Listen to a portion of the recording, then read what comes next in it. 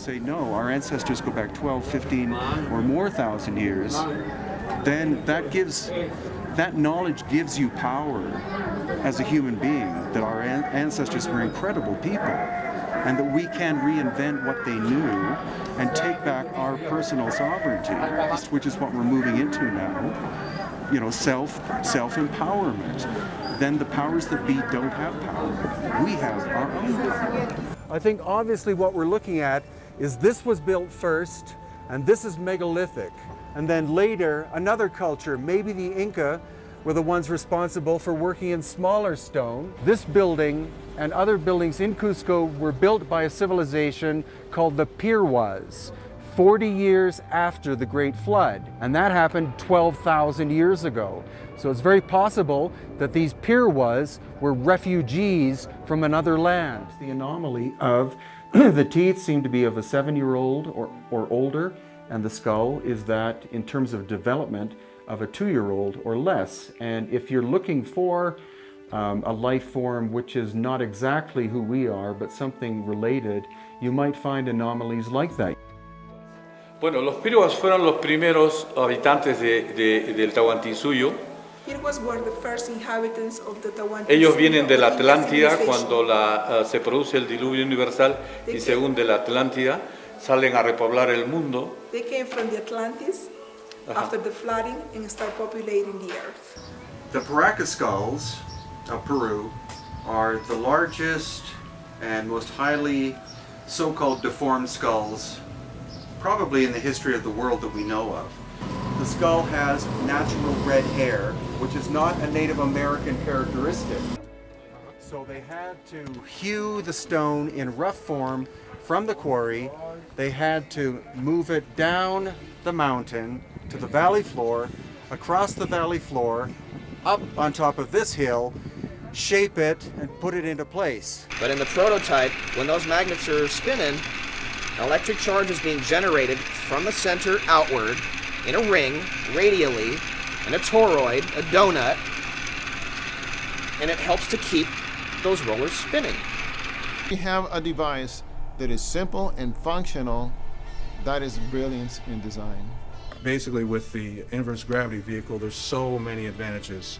There's no heat, no vibration, no pollution, no fuel, no launch pads, no launch windows. Been working on the pyramid pump and pulse generator since 1999.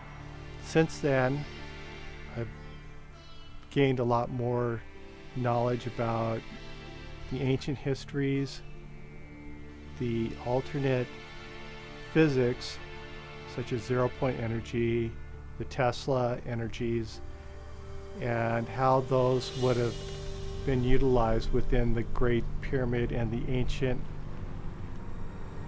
civilizations. Years ago, I decided I was going to go to the Amazon and help restore and preserve it.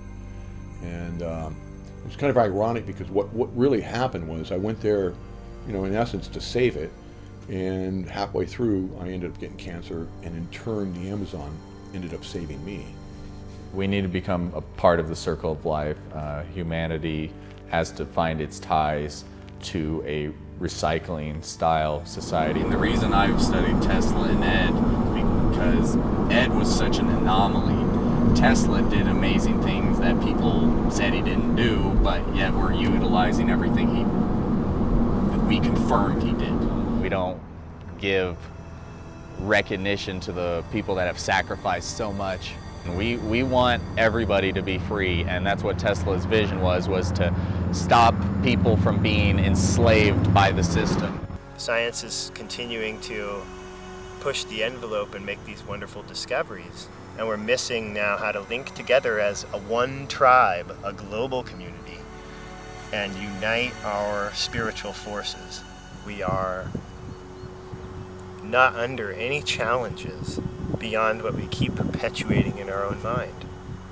Whatever form of self-expression you choose, do the one that makes you feel filled, makes you feel fulfilled with excitement, and ultimately to know what love feels like. And bring a total change to the planetary consciousness. for all of us to evolve.